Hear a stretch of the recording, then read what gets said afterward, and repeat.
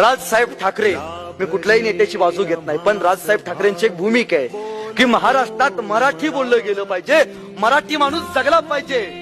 ही काय भूमिका आहे? याच्या पाठीमागं काय माहितीये तुम्हाला?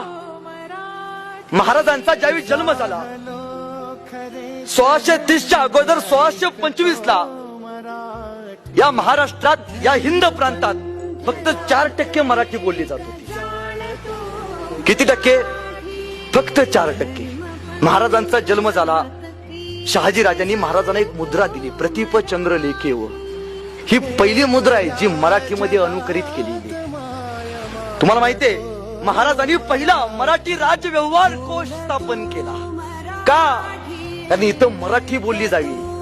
1680 ला महाराजांचं निधन झालं. ज्यावेळी निधन झालं त्यावेळी महाराष्ट्रात 70% मराठी बोलली जात होती. 4%चा आकडा 70%